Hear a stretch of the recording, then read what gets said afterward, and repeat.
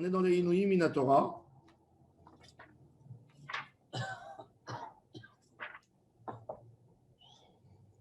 Maintenant, on est dans les chaussures.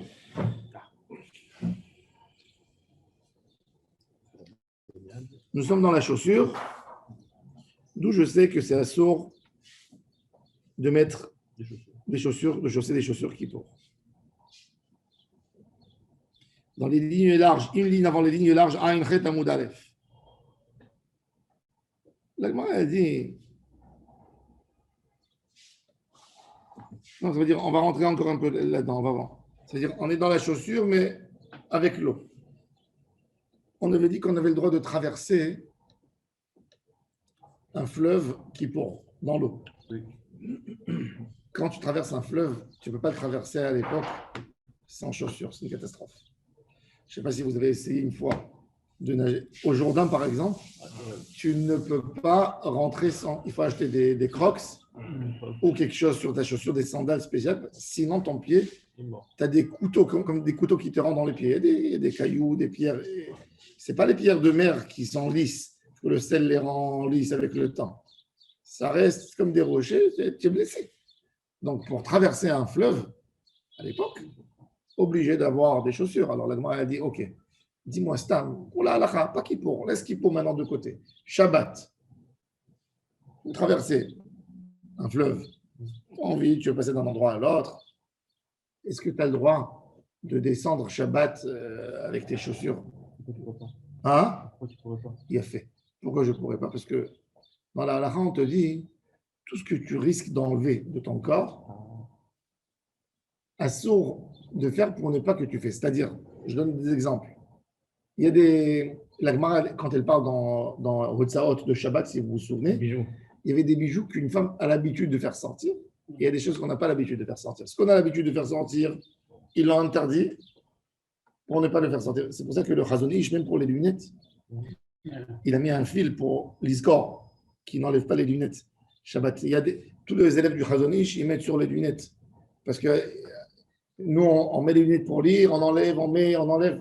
Pour ne pas les enlever avec Shut Arabim, il a dit que c'est assourd de sortir sans se faire un siman, ne pas enlever les lunettes. Mais les chaussures, il n'y a pas de sujet, là. Hein? Les chaussures, il n'y a pas de sujet. Attends, maintenant, comme je passe dans l'eau, la chaussure, elle est mouillée. Dès que je rentre, c'est pas agréable. Alors, j'enlève la chaussure, je vais la porter sur moi. À la sortie. À la sortie, d'accord. Alors, la Gemara dit, quand tu mets la chaussure, tu risques de l'enlever. Donc, Shabbat, on n'aurait pas le droit de traverser un fleuve avec des chaussures. Regardez dans les mots.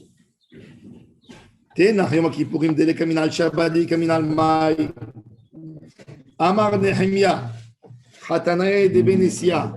Nehemia qui était Hatan du Rosh Galut, du Rosh Galuta.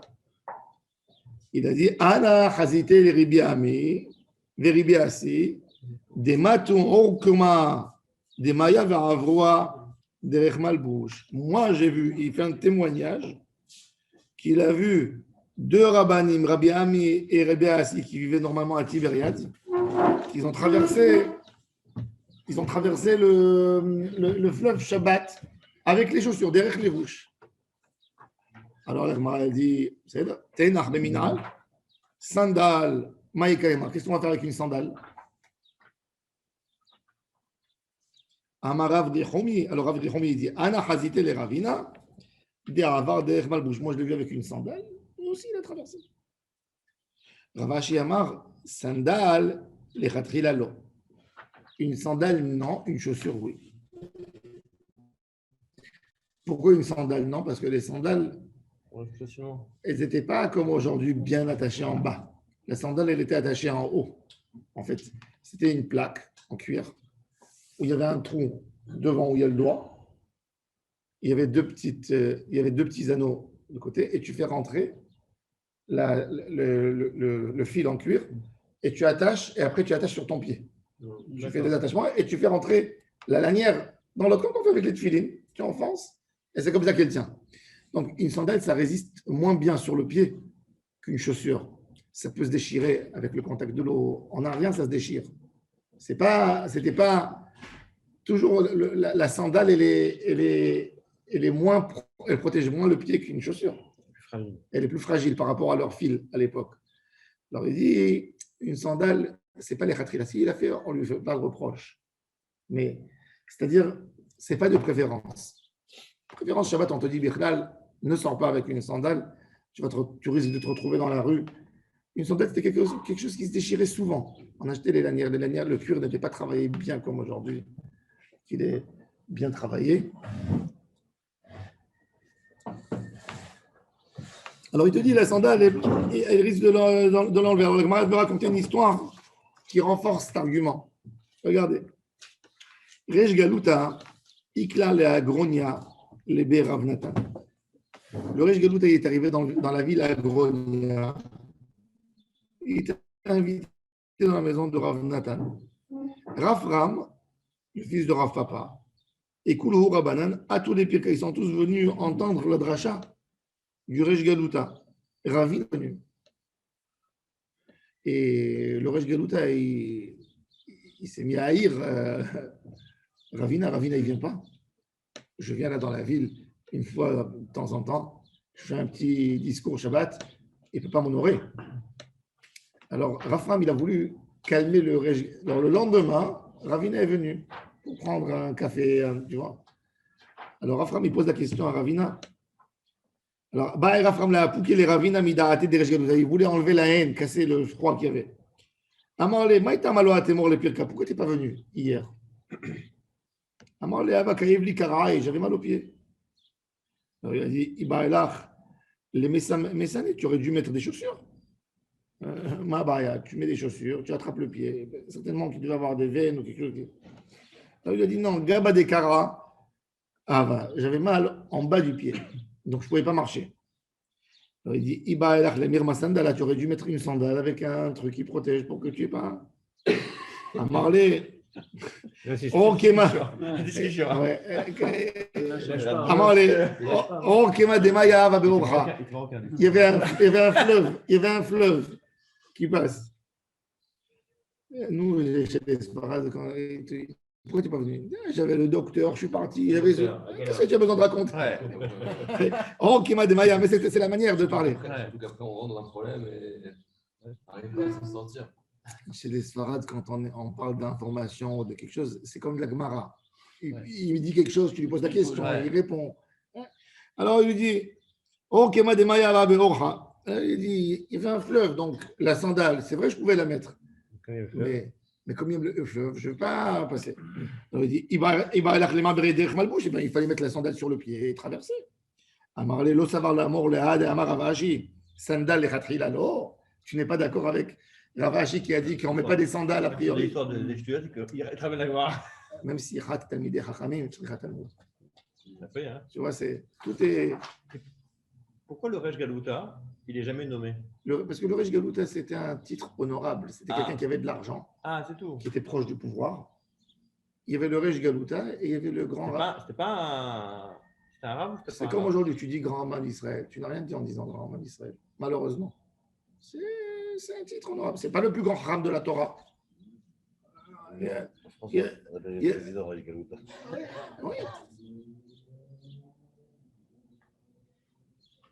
C'est un beau titre, le Rej Galuta, c'était un royaume dans un royaume. C'est-à-dire, le roi, qu'est-ce qu'il fait? Le roi, il estime qu'il a 2 millions de juifs dans son pays, par exemple.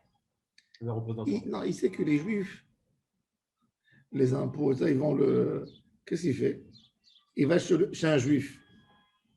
Il lui donne le plein pouvoir. Il lui dit, écoute, moi j'estime qu'il y a 2 millions. Ok, je comprends qu'il y a des pertes, qu'il y a des pauvres. Moi, je veux sur 1 600 000, tu les imposes. Attends, tout le reste, tu prends. Tu fais ce que tu veux. Il donnait le pouvoir, il lui donne des policiers. Le Rej Galuta était comme un roi. Un royaume dans un royaume. Il pouvait tuer, s'il voulait, le Rej Galuta. Et il tenait la Torah. Et il avait des gens qui étaient avec lui pour le soutenir. Mais beaucoup de fois, le problème, c'est que le Rej Galuta, il rentrait dans des domaines qui n'étaient pas à lui. Ou les Chachamim qui rentraient dans un domaine qui n'était pas à eux. Ça veut dire qu'il y avait, comment on dit, il y avait un conflit entre le laïc et le religieux. Toujours, il faut savoir qu'il faut nommer toujours au pouvoir un homme laïque. faut pas. Parce que même un roi, même les rois de David, c'est de la laïcité par rapport. Ça veut dire il faut que tu laisses le roi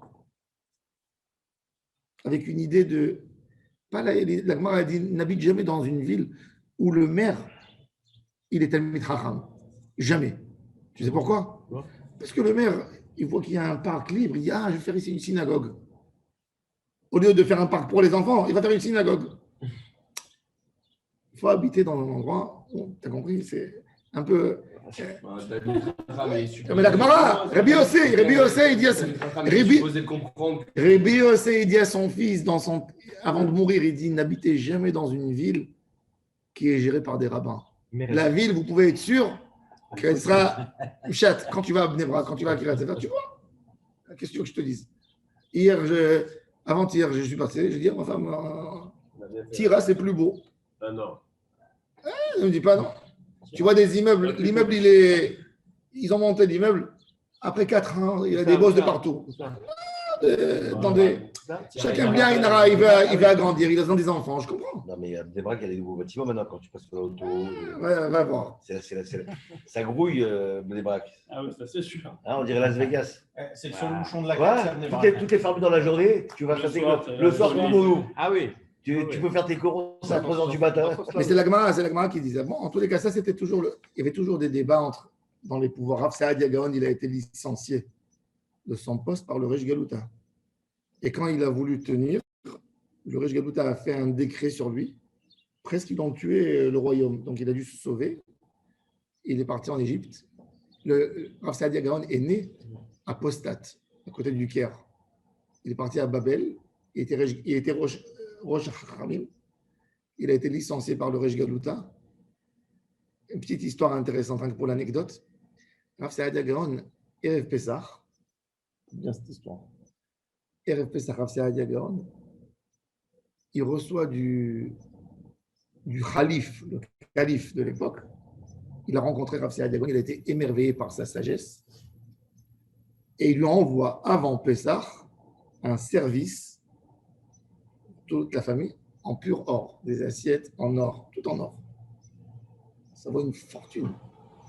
Mais Rav Saadia Gaon avait un niveau c'était le Rosh Hachamim de la génération. Et il vivait dans un palais, comme un vrai roi, il vivait. Mais quand même, ça, c'est un cadeau énorme par rapport à. Donc Rav Saadia Gaon, il appelle son shamash. Il dit écoute, j'ai pas envie que les bonnes de la maison s'occupent.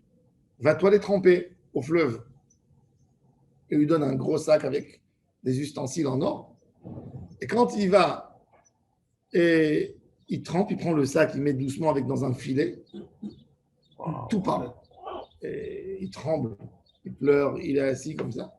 Il regarde choqué. Tout d'un coup, il y a une vague qui vient dans un fleuve, et elle lui fait sortir le sac. Et il le récupère. Et il rentre. Quand il rentre, il a tout fait. Il embrasse la main du Rav, il se met à pleurer. Il lui dit comment Dieu vous adore. Il raconte l'histoire à Rav Saadia Gaon. Et Rav Saadia Gaon, qui pleure, tu l'as raté. Et Rav Saadia Gaon qui larmoie, qui pleure, qui est triste. Un moment après, ça a déclenché la grande marloquette contre Rav Saadia Gaon. Il perd son pouvoir à un moment. Rav Saadia Gaon n'a plus d'argent pour payer les bonnes à la maison. Il les appelle tous. Et il dit j'aurais voulu tout vous donner, mais j'ai plus rien. Je vends ma maison, je sors, j'ai plus rien. Et cet élève, quand il vient, Rav Saadia Gaon lui dit toi, tu étais tellement fidèle à moi, tu m'as accompagné dans les moments. Toi, je te donne la bracha de la réussite. J'ai rien à te donner. Je ne peux pas t'indemniser, je ne peux pas te donner. Mais je te donne ma bracha. Il embrasse la main, il pleure, il se sépare et il décide qu'il va ouvrir son mazal. Il dit Meshane Mako, Meshane Mazal. Il va en Égypte. Tout ce qui touche de l'or. Non, le shamash. Après un petit moment, il devient le juif le plus riche en Égypte. Il n'a plus d'infos de Rav Saadia Gaon.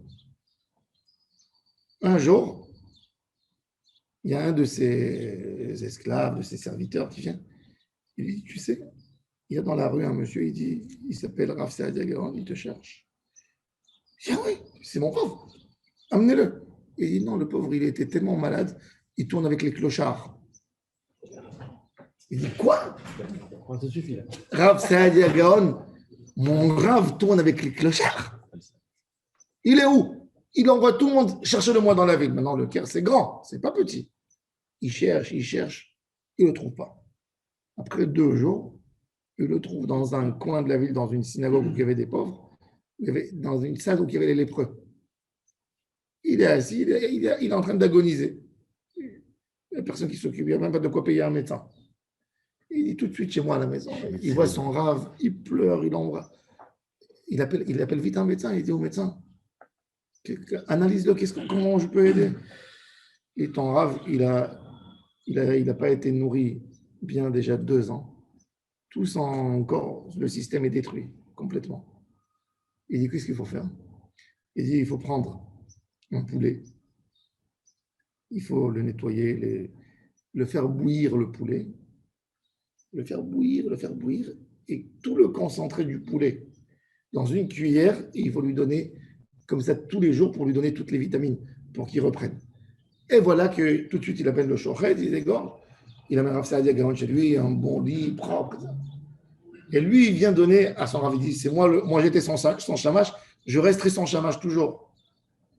Et quand il prend la cuillère, après tout ce travail, des heures qu'il est, il veut faire rentrer quelques gouttes comme ça, lui donner dans la bouche. Et une mouche qui vient, hop, elle rentre dedans. Dans la cuillère. Quoi? Une mouche. Pourquoi? C'est comme ça. Elle est comme ça. Et il pleure. Quel mazal mon Rav il a. Qu'est-ce qu'il a? Mon Rav qui est tellement grand tzaddik. Et Rav Saadia Gaon, il dit, qu'est-ce qui se passe mon fils? Et il lui dit, voilà, c'est parti, 3 à 4 heures. On est en train de faire cuire le... Et Rav Saadia Gaon qui commence à rigoler. Il dit, Rabbi, tu sais, je te rappelle quand je t'ai raconté sur le service en or, qui est tombé dans l'eau et qui est revenu, qui a pleuré. Et maintenant, tu rigoles. Quand tu m'as raconté cette histoire avec le service en or, j'ai pleuré. Pourquoi j'ai pleuré? Parce que j'ai dit, je suis apprécié, je suis aimé, je suis adoré, j'ai une communauté, j'ai une belle famille, j'ai une situation. De l'argent à moi qui tombe, qui est censé être perdu. On me la ramène, c'est que je suis monté au plus haut possible. De là-bas, je ne peux que descendre. Je pleurais. Je savais que le malheur m'attendait derrière la porte. C'est impossible de rester comme ça là-bas. Il dit maintenant, je suis descendu au plus bas, que de là, je ne peux que monter. Et c'est pour ça que je rigole. C'est beau. Ouais. Et après quelques jours, Béhémet, il reprend sa santé. On a changé le Resh Galouta. La communauté de Bagdad a envoyé rechercher Rav Saadia Gaon, devenir leur Rav. Ouais.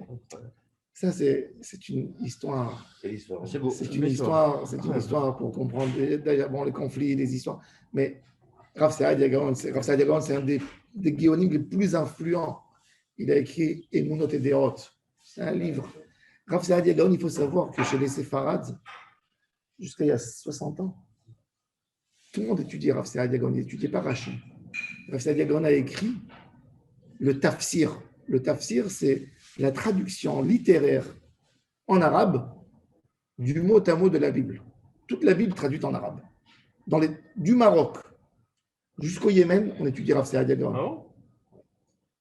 Bereshit en arabe. Bara, c'est comme ça qu'ils étudiaient. La traduction, c'est...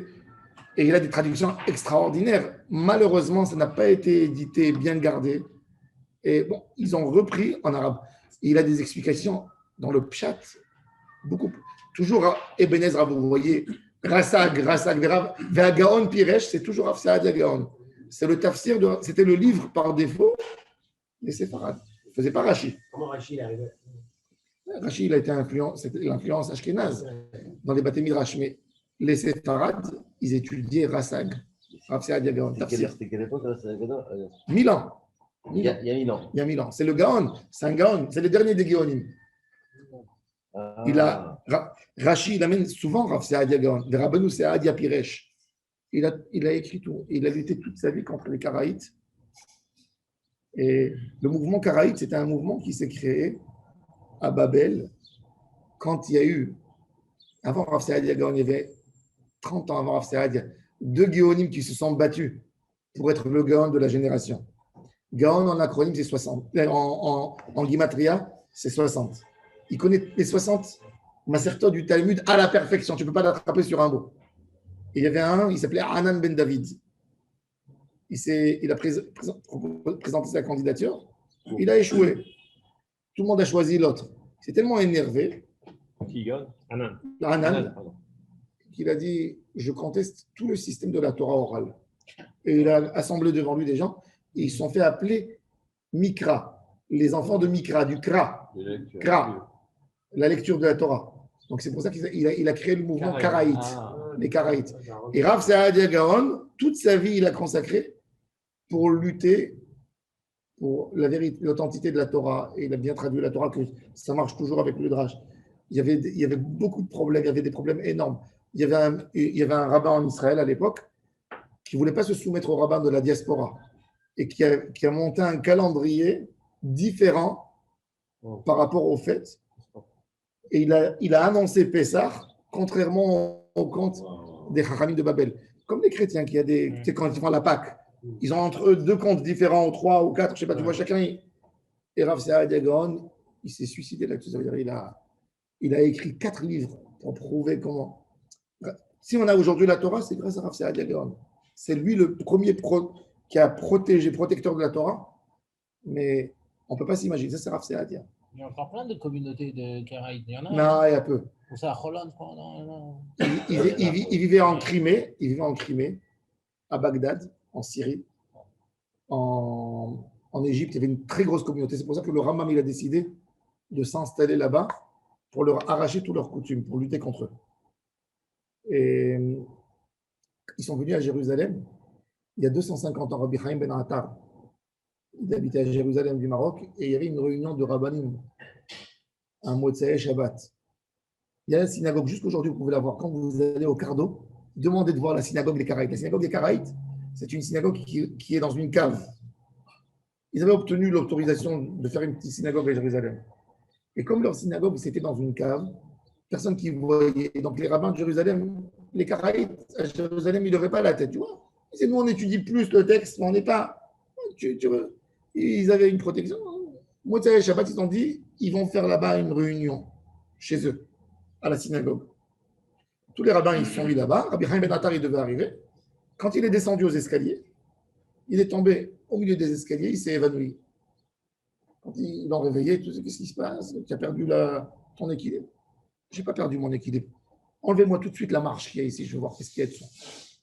Ils ont enlevé la marche, ils ont trouvé des manuscrits du Rambam et de Rav Saadia Gaon. Pour les rabaisser, ils marchaient dessus, dans des escaliers. Il est sorti, il a dit, je ne mets plus les pieds ici. Il a dit, je vous interdis à tous de mettre les pieds ici. Et il a dit, puisque vous avez fait ça à Rav Saadia Gaon et au Rambam, je vous maudis que vous n'allez jamais avoir un minyan à Jérusalem.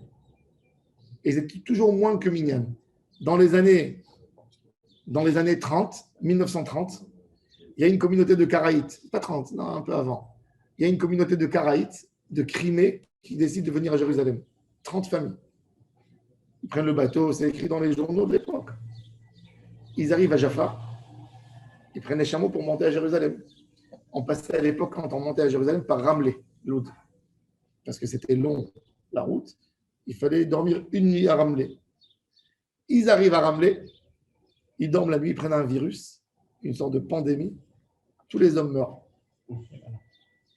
Et il n'y a pas de minyan toujours à Jérusalem. Rabbi Chaim Ben Attar les a maudits qu'ils n'allaient pas avoir de minyan parce qu'ils ont profané la kedusha du Rambam et de Rav Saadia Gaon.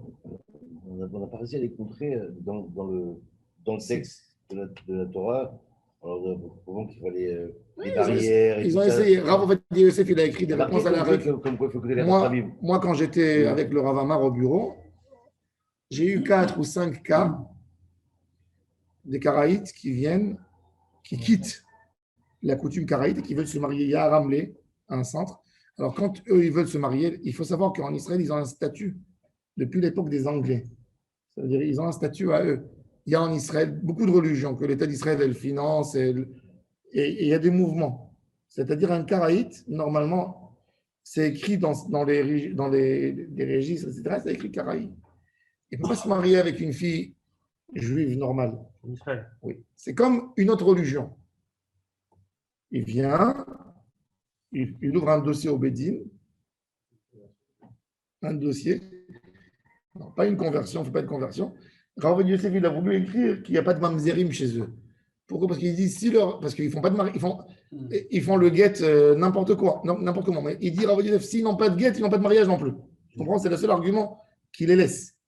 Quoique, beaucoup de rabbinim n'étaient pas d'accord. Ils ont beaucoup de rabbinim, comme Rabbi Shlomo Moshe Souzine et le fils élève qui était rabbin à Jérusalem, ils ont dit, ils ont voulu rigoler sur, tu sais, quand quelqu'un il déchire un habit, Dieu préserve, sur un père ou une mère, la Gemara elle dit Akeraim enamitachim.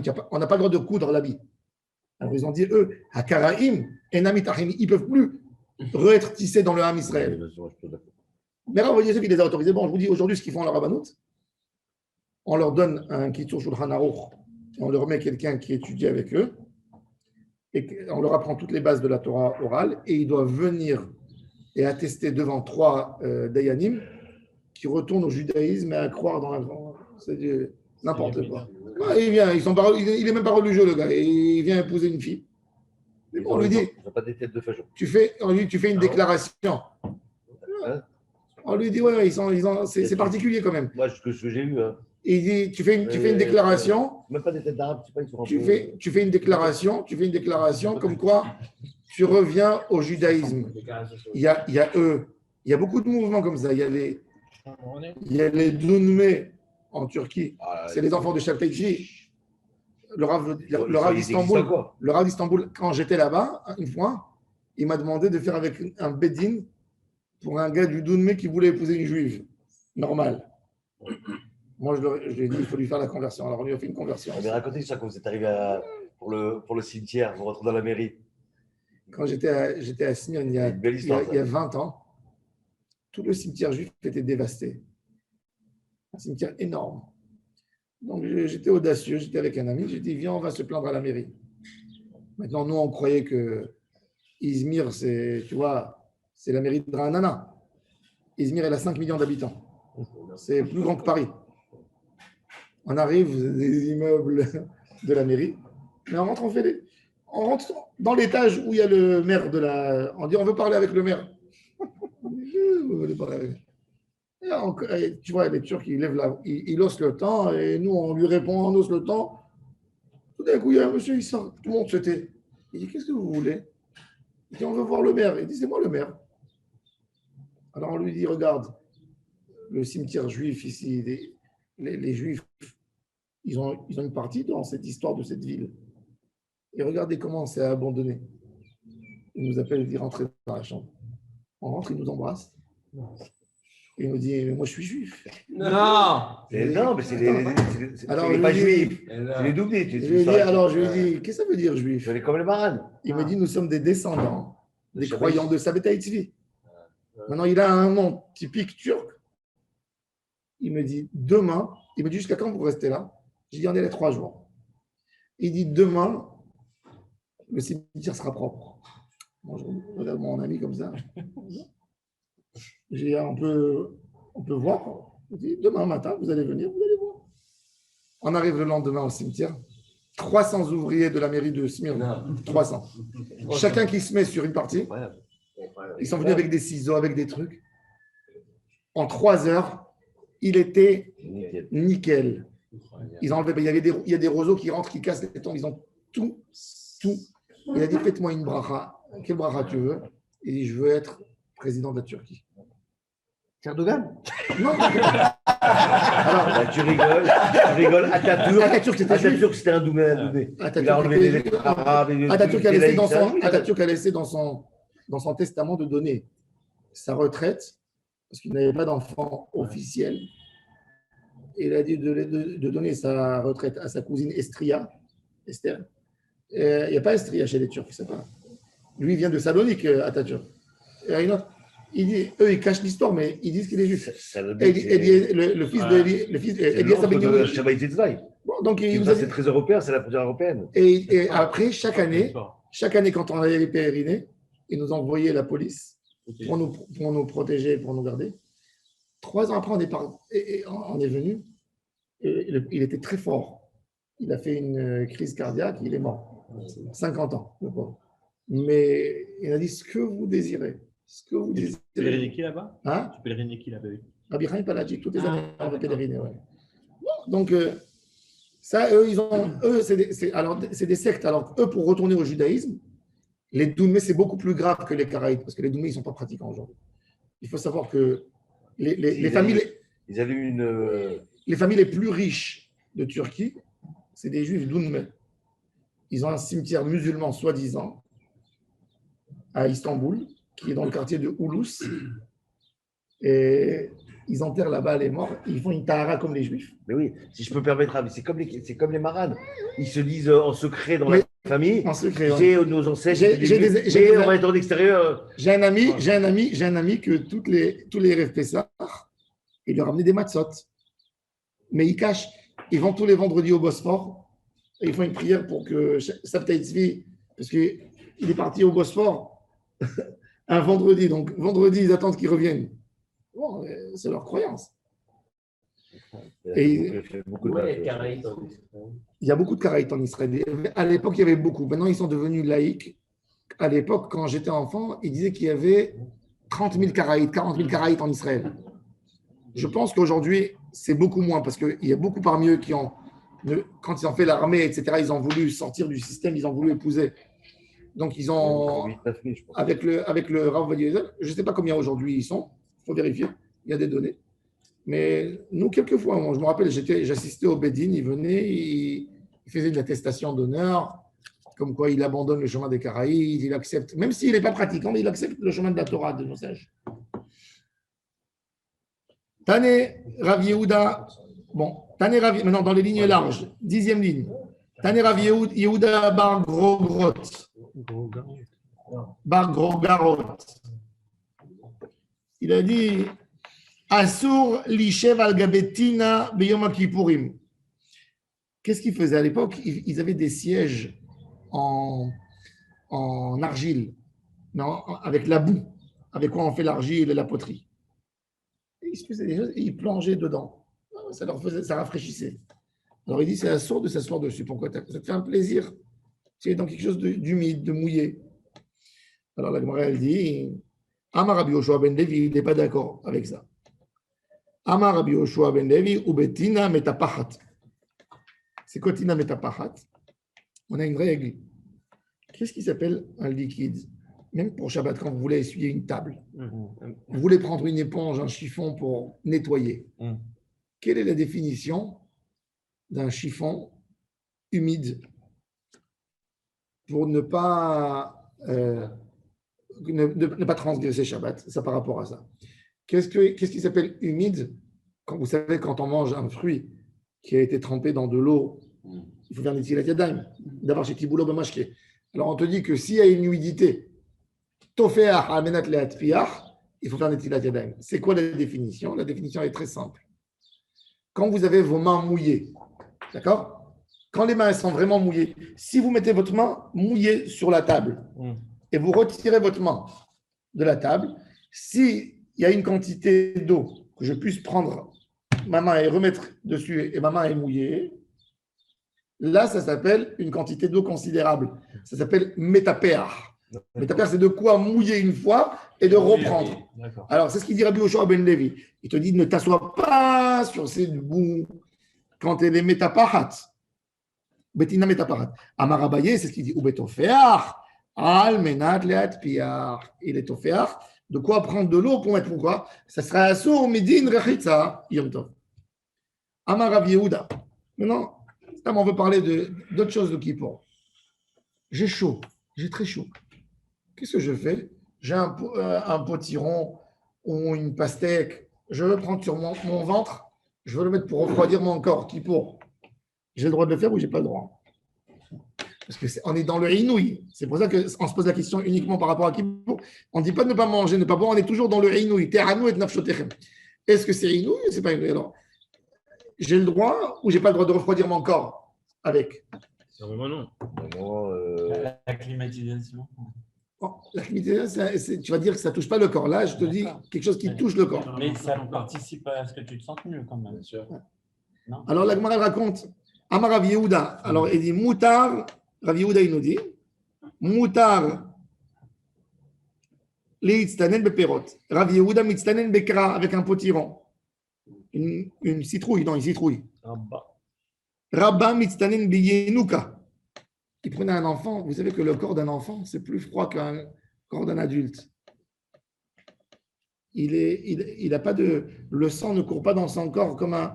Donc, c'est pour ça qu'on transpire moins quand on est enfant. Nous, quand on est enfant, on dit ah, il ne faisait pas si chaud quand on était enfant. C'est vrai. Mais c'est parce qu'on a moins. Le sang il circule moins vite dans le corps qu'un adulte. On est comme les vieux. Un vieux aussi, il a froid. Pourquoi? Parce que le sang, il circule moins vite. Donc, alors, Rava, il prenait un verre en argent, Mitztanen Bekaspa, Bekasa de Kaspa, Amar Rav Papa, Kasa de Kaspa Malé, Assour, Chaser Share. Il dit que tu as le droit de prendre une bouteille en argent. Ouais. Il y a peur de le boire. Ouais, pour ne pas boire. Vide, mais pas pleine. Si tu risques de boire. Share. Kasa de Kaspa Malé, Assour, Chaser Share. De Pahra, Ide ve Ide Assour. Mishum de Mishchal Shachil. Par contre, si c'est de la poterie, c'est assour. Pourquoi? Parce qu'il gardait toujours de l'eau en lui. Ce n'était pas de la belle poterie à l'époque. Ils utilisaient, ils jetaient souvent. Donc, je te dis, la poterie, elle a absorbé de l'eau. Donc, quand tu mets ça sur toi, elle lâche l'eau et tu as de l'eau sur toi. Tellement ils étaient mahmir. Mishum de Mishchal Shachil. Rav Papa, Rav Amar. Kasat de Kaspa Haser Nami Assour, Mishum des misdérives. Il dit même il n'est pas plein jusqu'en haut le cli. Il dit il peut te tomber de ta main et il va te mouiller. Zeir Barhama ou Shpizichnin de Rabbi Ami, Rabbi Asi, Rabbi Yoshua ben Levi, Zekul, Rabbanan de Kisare. Ava Amarle les Ravios. Zeira qui était, lui, il recevait toujours chez lui tous les rabbanim. Donc, il connaissait leur comportement. C'était un monsieur que quand tu allais chez lui, tu disais raconte-moi un marassé d'un rabbin. Tu sais, une fois, il est venu chez moi, Rabbi Ami, il a demandé comme ça et comme ça. Donc, c'était un homme qui connaissait, qui tournait toujours entre les tzadikim. Il savait tout. Alors, ils lui ont dit Ava Amar les Rav Yosef Bre de Rabbi Yoshua ben Levi, Bar Aria, fils de Lion, viens. Je vais te dire quelque chose que ton père faisait. Viens écouter. Qu'est-ce qu'il faisait? Il trempait la serviette dans l'eau. La veille de Kippour, il l'essorait. Quand elle était humide, il la gardait. Et Kippour, il s'essuyait avec pour se rafraîchir. Oui.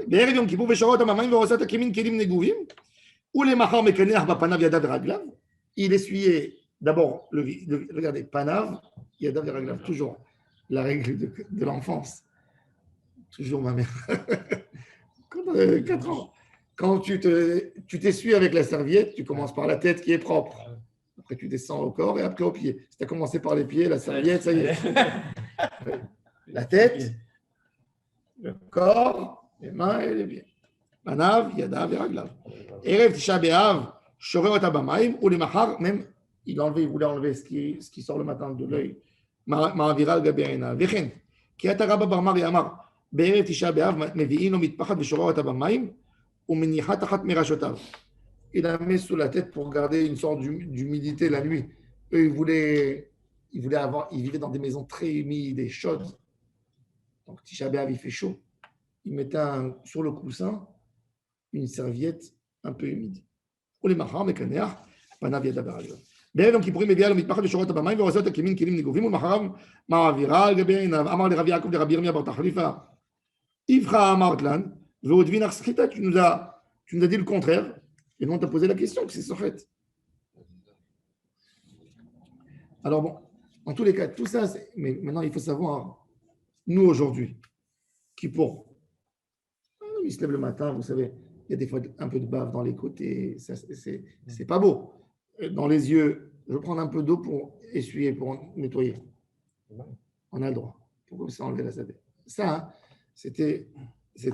aujourd'hui, on a de l'eau. Eux, à l'époque, il faut savoir, ils faisaient le bain une fois par semaine. Le bain une fois par semaine. Ils ne s'habillaient pas comme nous, ils s'habillaient avec des habits beaucoup plus légers, en lin, etc. Donc, ils n'avaient pas le besoin. Donc, ils étaient beaucoup plus rigoureux qu'aujourd'hui. Comme nous, on parle que d'un inouï. Il y a pas, c'est-à-dire c'est un inouï à faire. C'est déjà un grand inouï. Quand tu te lèves le matin, tu as le droit de prendre un peu d'eau et mettre un peu ici. Donc, c'est moutard. C'est moutard d'enlever, mais uniquement d'enlever. Ça veut dire enlever les saletés avec l'eau. Tu ne peux pas aujourd'hui être matériel de prendre une serviette. On n'a pas l'habitude de s'essuyer avec une serviette mouillée. On risque en plus de se frotter, de se faire du mal. Donc, chaque génération, c'est ses habitudes.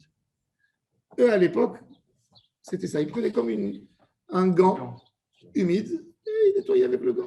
Alors, si chaque génération, c'est son habitude, qui me paraît complètement logique, pourquoi aujourd'hui, ce n'est pas interdit de mettre des tennis pour Kippour? Il a fait. Tu poses une très bonne question. Il y a beaucoup de poskim qui te disent que c'est sous. Ils te disent de mettre un caoutchouc dur. Pas. Ils posent une question. Les chaussures, elles sont confort. Eux, à l'époque, ils ont interdit les chaussures en cuir. Le cuir était confortable. Aujourd'hui, Parce que, on est plus à l'aise dans des tennis que dans des chaussures en cuir. parce qu'à l'époque, j'avais deux chaussures. J'avais la chaussure en bois comme les Hollandais. Et voilà. Le sabot, qui était dur, qui n'était pas confortable.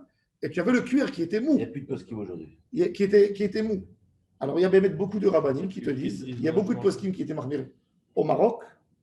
C'est quand il y a quelqu'un qui met des chaussures de sport, les vieux, ils le regardent. C'est pour ça qu'ils ont tous, si tu regardes toujours les vieux, ils ont les espadrilles avec la semelle dure en caoutchouc. C'est que quand tu marches, tu sens tout ce qu'il y a par terre. Et ils mettaient ça, les Médak Dekim, même les Médak Dekim, quand ils rentrent à la synagogue, ils enlèvent tout de suite la chaussure et ils restent pieds nus avec les chaussettes toute la journée.